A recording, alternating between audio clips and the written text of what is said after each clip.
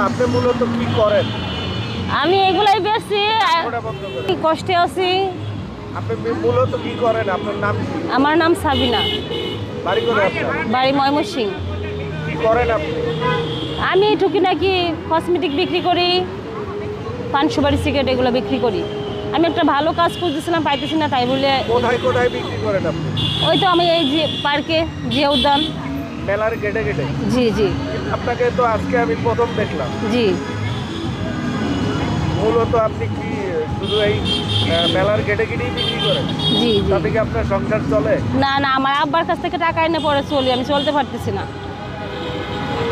খুব কষ্ট করে চলতেছি।